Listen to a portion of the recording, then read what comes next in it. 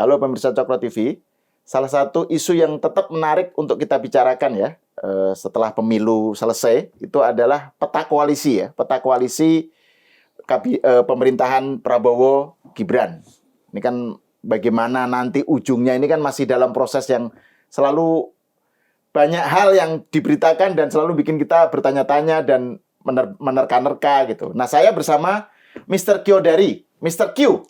Oke, halo. Nih penampilannya agak unik nih.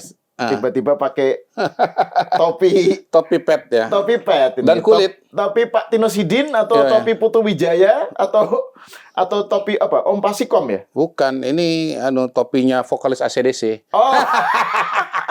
Biasanya kalau yang pakai topi begini dicurigai botak loh. Ya memang begitu.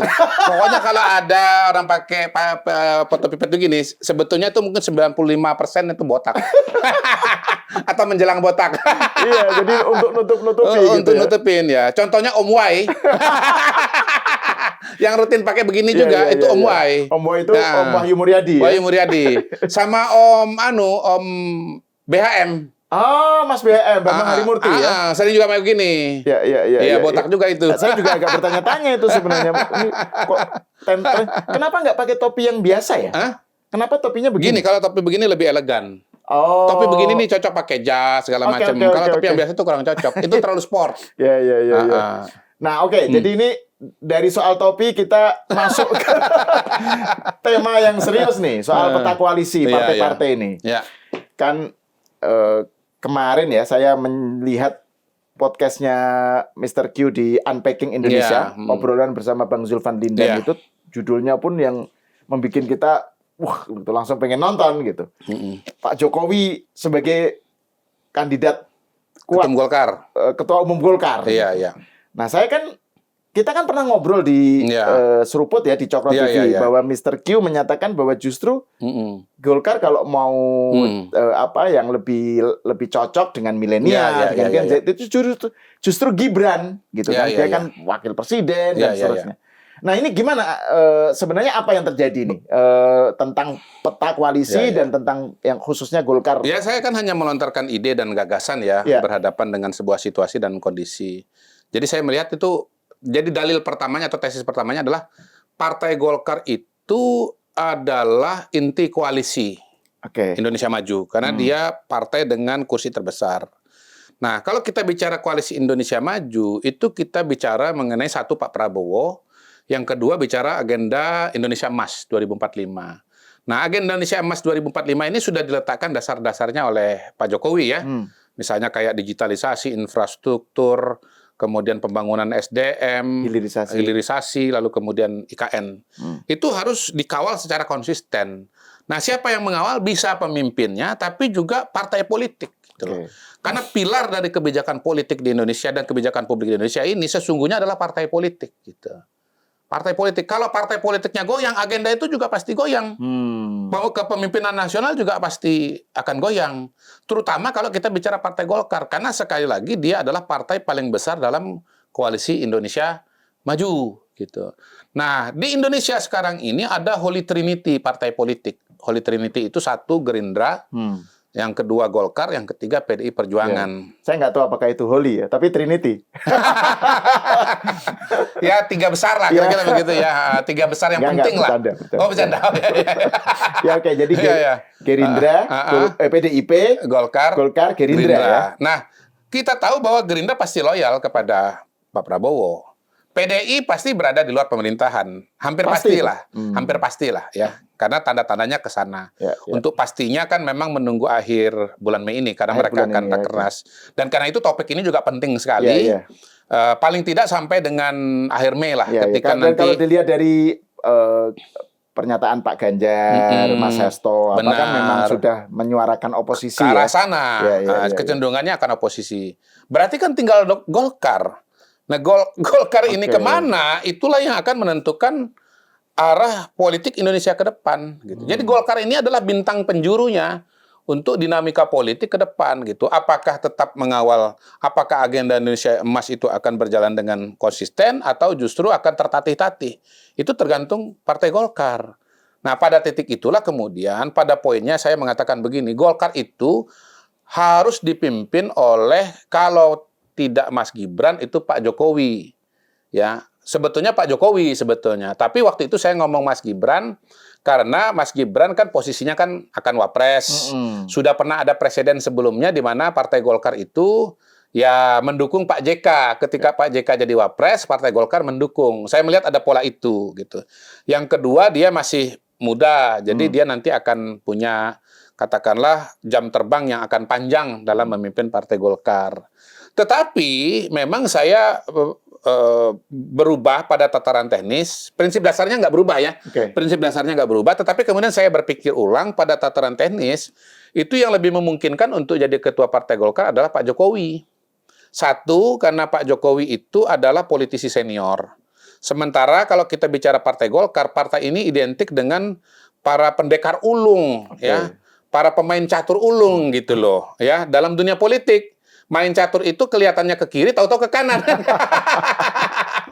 Nah, yang bisa melawan begitu adalah super grandmaster catur politik yang namanya Pak Jokowi, gitu loh. Betul. Jangankan pengurus Partai Golkar, ketua-ketua partai yang lain pun kan juga lewat semua sama Pak Jokowi, gitu loh. Padahal tarungnya tarung simultan kan, gitu. Jadi hemat saya kalau kita bicara jam terbang, manuver politik, yang bisa menjinakkan para pengurus Golkar ini adalah figur politisi veteran seperti Pak Jokowi. Yang kedua, tentu saja auranya Pak Jokowi juga tetap sangat populer gitu. Terus terang ya, makin diperkuat dengan perjalanan saya ke Sultra itu. Oh, luar biasa ya dukungan masyarakat kepada Pak Jokowi. Jadi saya sangat real. Sangat gitu real. Jadi Partai Golkar ini kan partai yang secara infrastruktur itu sangat mapan ya, sangat kuat. Tetapi elemen kerakyatan atau elemen dukungan publik di sana kan agak nggak menyala gitu loh. Dia agak datar-datar saja gitu. Jadi saya bayangkan elemen itu bisa diisi oleh Pak Jokowi gitu. Dan Pak Jokowi dengan Pak Prabowo ini kan duit tunggal. Agenda Pak Jokowi dan agenda Pak Prabowo itu kan sama-sama Indonesia maju gitu loh. Sehingga kemudian dua orang ini akan bisa melanjutkan sinergi yang mereka sudah lakukan selama 5 tahun terakhir ini gitu. Jadi istilahnya 5 tahun ini Pak Prabowo mendukung Pak Jokowi dalam menjalankan pemerintahan, 5 tahun berikutnya gantian Pak Jokowi yang mendukung Presiden Prabowo dalam menjalankan agenda pembangunan, dalam mengimplementasikan atau menjaga agenda Indonesia Emas atau agenda Indonesia Maju gitu. Jadi itu dua alasan yang pertama. Yang ketiga, saya melihat sesungguhnya pengurus Golkar ini sudah kasih mandat itu kepada Pak Jokowi. Jadi pada waktu terjadi kekosongan kepemimpinan di Partai Golkar karena Pak Novanto kena masalah hukum, waktu itu kan ada dua calon, ada kekosongan calon ketua umum. Nah, pengurus Partai Golkar setahu saya itu minta kepada Pak Jokowi untuk mengeluarkan nama. Pada titik itu saya baca pengurus Golkar ini sebetulnya telah memberikan kepercayaannya kepada Pak Jokowi. Jadi Pak Jokowi ini nggak asing buat pengurus Partai Golkar gitu. Nah, Pak Erlangga bisa jadi ketua umum itu kan karena Pak Jokowi istilahnya menitipkan Golkar ini kepada Pak Erlangga. Ngasih blessing. Ya menitipkan. Saya pakai bahasa nggak terdengar, menitipkan. Loh iya. Jadi sebetulnya yang diamanahi Partai Golkar itu oleh para pengurus itu Pak Jokowi kok. Pak Jokowi. Jadi Pak Erlangga ini ya kembalikan saja amanah itu. Pak, ini saya udah menjalankan sekian tahun, ini saya kembalikan kepada Bapak. Gitu aja, gitu loh.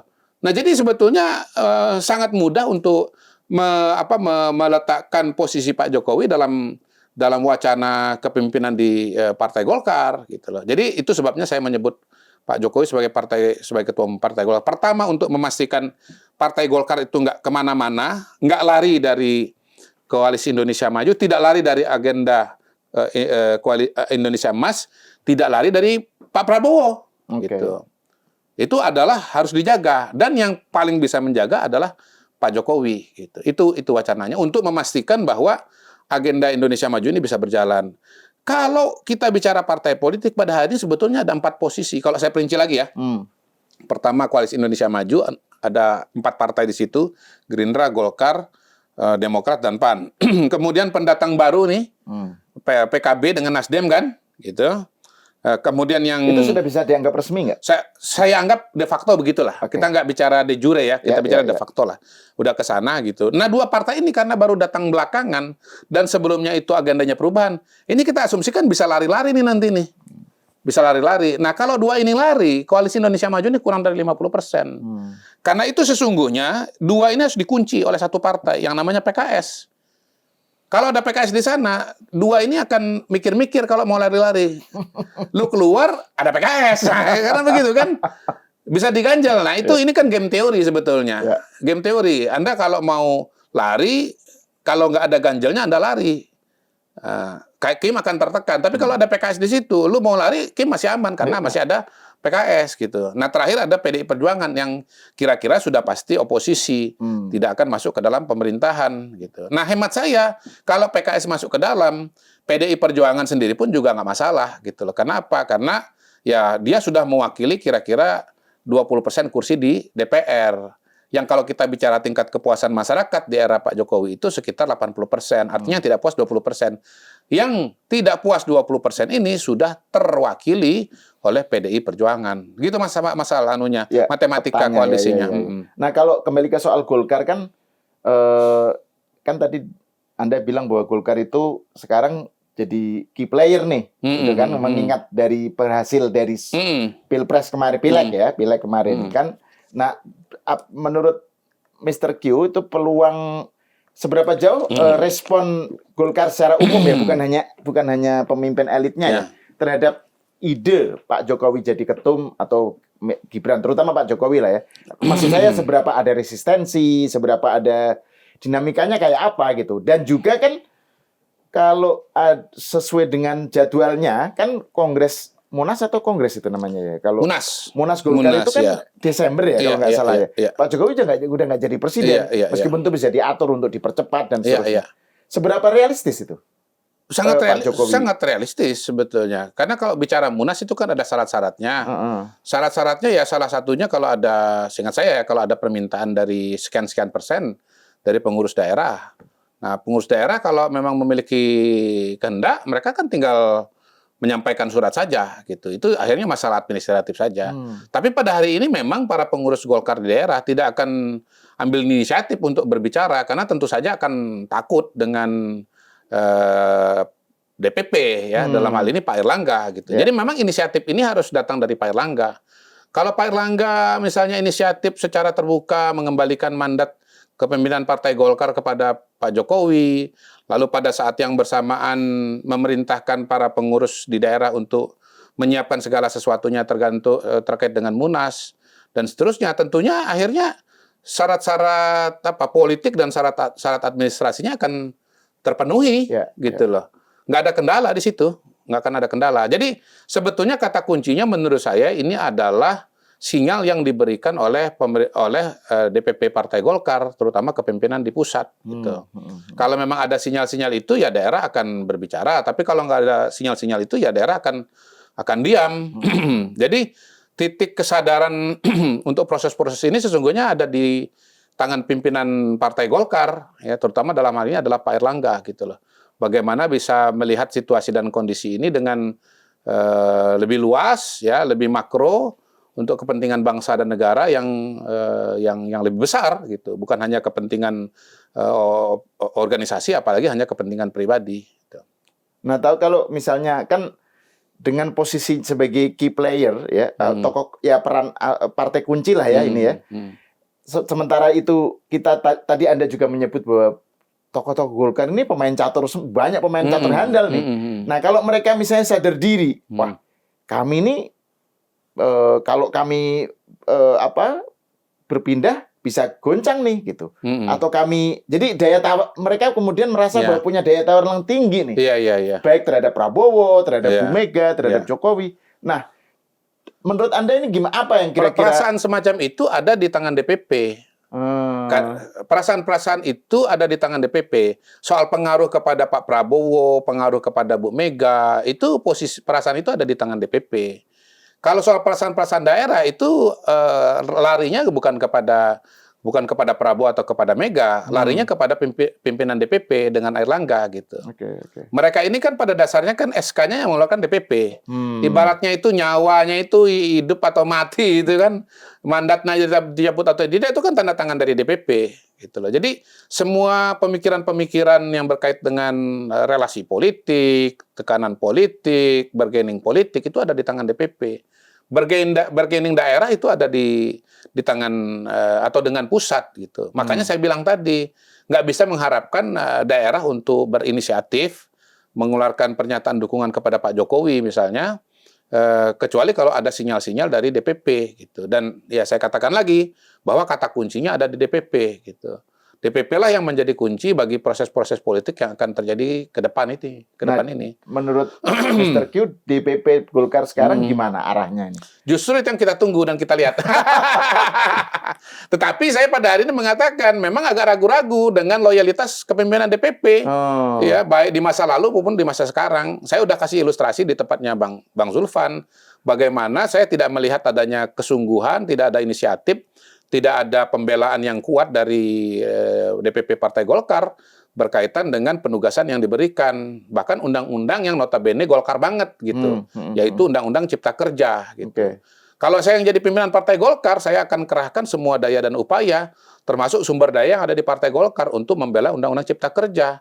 Dan saya akan pakai itu untuk bukan hanya menaikkan elektabilitas Partai Golkar, tetapi juga untuk membela pemerintahan pusat gitu, yang notabene telah memberikan memberi kesempatan lah menjadi ketua umum gitu.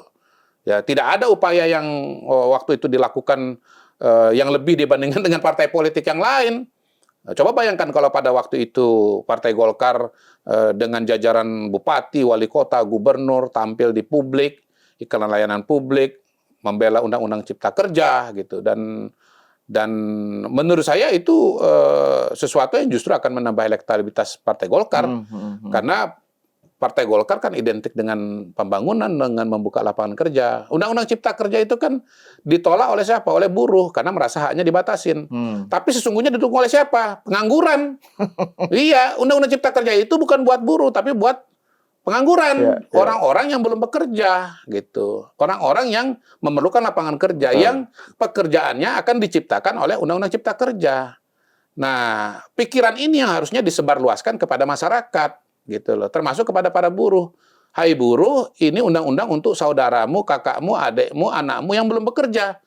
Ya, orang itu kan menolak atau menerima itu kan seringkali persoalan perspektif gitu loh. Kalau perspektifnya dikasih yang benar, yang tadinya nolak bisa nerima. Gitu bahkan loh. Dari namanya sendiri, namainnya kan Cipta Kerja. Lah ya itulah dia. Cipta Kerja bukan menciptakan. Pak Sahal aja udah paham kok. Bagaimana? Itu maksud saya di mana nggak pahamnya. Pasti paham. Jadi kalau nggak dikerjakan itu bukan karena nggak paham, tapi karena memang nggak bela rasa, nggak ada pembelaan di situ gitu loh. Nah, ini kembali ke soal tadi, ke soal peta koalisi, kaitannya dengan pemerintahan Pak Prabowo Gibran ke depan ya.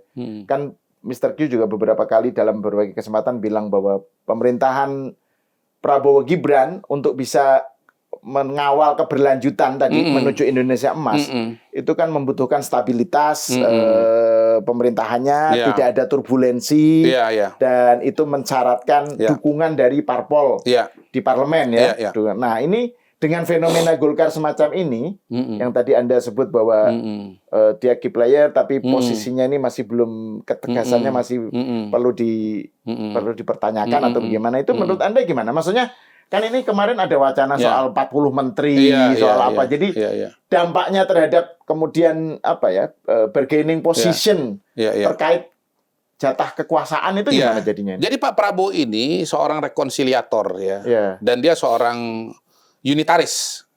Mungkin istilah itu unitaris. Beliau ini mirip Bung Karno loh. Bung Karno itu kan ingin semua elemen masyarakat itu terwakili dalam pemerintahan. Unitaris, menarik istilahnya. Walaupun pasti unitaris. Pertama dia yang menyatukan Indonesia. Yang kedua dia melihat Indonesia ini sebagai satu kesatuan gitu loh. Dia tidak ingin satupun elemen dari Indonesia ini lepas.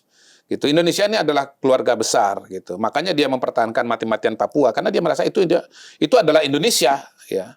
Walaupun Belanda misalnya punya klaim yang beda-beda, dia merasa itu adalah Indonesia. Nah, Pak Prabowo adalah seorang unitaris dan seorang rekonsiliator, makanya dia pengen semua kekuatan politik itu masuk kan. Ya, dan kalau nggak masuk ya lu jangan ganggu, kira-kira begitu. Nah, dalam konteks itu saya melihat Pak Prabowo ini juga ya tambah satu lagi, dia seorang solidarity maker dan juga seorang solidarity maker, solidatoris, apa istilahnya? Pokoknya dia intinya gini, dia orang yang sangat mementingkan orang yang pernah membantu dia itu harus dia perjuangkan juga. Oh, oke, solidarian. Solidarity maker sekaligus solider. Iya, solider. Jangan ketukar dengan solder ya. Walaupun pekerjaannya juga nyolder persatuan. Intinya begini, saya ngelihat partai-partai yang tidak punya kursi di parlemen pun itu sangat mungkin diakomodasi atau diberikan tempat untuk ikut berjuang oleh Pak Prabowo. Contoh Partai Gelora, contoh PSI gitu ya. Partai mana lagi? PBB gitu. P3 juga kan? P3 kan bukan bagian dari koalisi. Oh, oke. Ini tapi kan rencana koalisi masuk ke Kim kan juga tetap mungkin ada. Kalau kita bicara soal solider tadi teman seperjuangan lah ya, karena teman berdarah-darah itu kan kira-kira kan begitu. P3 kan nggak ada di sana. Betul. Musuh dia kemarin. Gitu. Jadi karena itulah kemudian sebetulnya Pak Prabowo itu ingin memberikan ruang. Tapi menurut saya kata kuncinya bukan di soal dikasih tempat atau tidak gitu. Misalnya kayak Golkar minta 5. Bukan soal apakah 5 itu kemudian pasti menjamin Golkar akan solid, tidak. Ini karakter dari kepemimpinan yang ada di Partai Golkar. Komitmen dia terhadap Indonesia Emas, Indonesia Maju. Pak Jokowi kan bapaknya Indonesia Emas, bapak kandungnya Indonesia Emas gitu.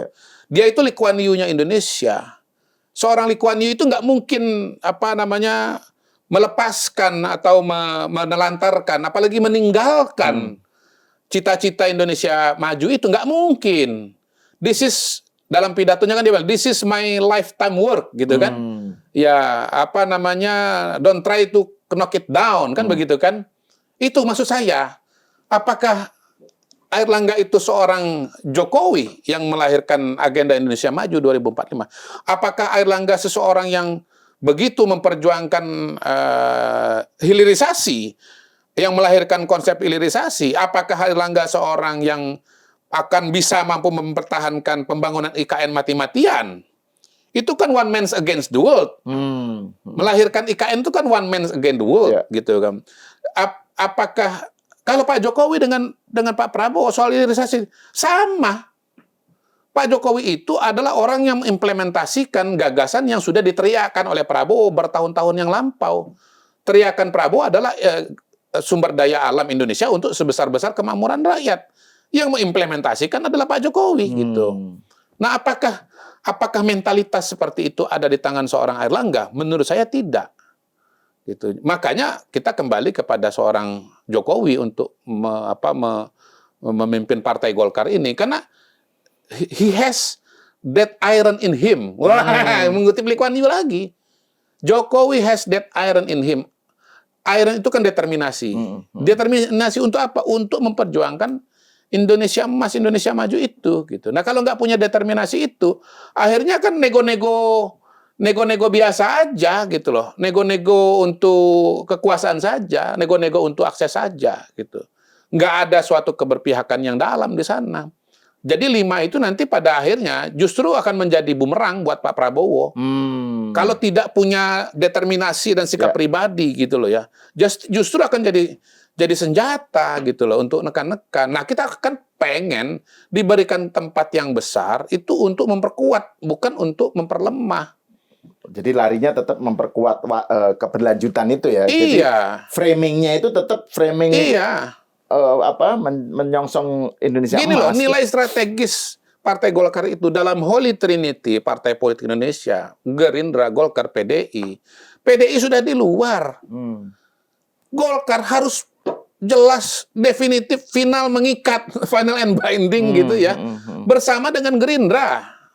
Kalau dia tidak solid, dia tidak kokoh, dia menjadi loose end, maka ini Gerindra akan menjadi tawanan gitu loh, menjadi tawanan. bagi Partai Gerindra gitu. Nah, jadi kita harus punya sebuah kesimpulan yang definitif siapa orang yang teguh dalam menjalankan agenda Indonesia Maju. Siapa orang yang akan teguh untuk mengawal pemerintahan Prabowo Gibran. Kalau dia nggak teguh, ya ini urusannya nanti 5 tahun main layangan terus. Lepas, tarik. Lepas, tarik. Mana bisa kita melakukan pembangunan dengan baik dengan mekanisme lepas tarik atau mekanisme tarik tambang. Nah, itu tarik sana, tarik sini, tarik sama, tarik sini. Indonesia bukan Indonesia Maju, Indonesia poco-poco itu. Betul sekali, Bos. Maju mundur gitu. Betul. Kalau kita bicara kita bicara pembangunan Indonesia ke depan, betul-betul kita pada critical moment. Kenapa? Sekarang kita memasuki dan menuju Indonesia bonus demografi. Jatuhnya mungkin 2030, 2035. Di masa itu akan ada banyak sekali tenaga kerja Indonesia yang harus disediakan lapangan kerjanya. Kalau lapangan kerja tidak tersedia, bukan hanya Indonesia gagal menjadi negara maju, tetapi juga akan timbul krisis. Akan timbul masalah kriminalitas, masalah kejiwaan. Karena orang-orang yang sudah terdidik, tapi kemudian tidak punya lapangan kerja, dia akan frustrasi. Dan bisa menimbulkan gejolak sosial. Kenapa? Orang pinter banyak tapi nggak punya kerjaan. Mau makan apa? Jadi momentum kritikal buat Indonesia Emas itu menurut saya bukan 2045-nya. 2030, 2045. Lah 2030, 5 tahun lagi. Nggak lama, Bos. Jadi 5 tahun ini kalau pemerintahan ini tidak ngebut, tidak lancar, maka kita pada posisi berbahaya. Karena lapangan kerja itu tidak mencukupi nanti oleh anak cucu kita, gitu. Kita akan sangat-sangat berbahaya. Kalau kita mengibaratkan Indonesia sebagai pesawat, ini sering saya pakai nih, kita membutuhkan stabilitas, bukan hanya di dalam pesawat, tapi juga di luar pesawat. Konsep turbulensi itu adalah gangguan dari luar.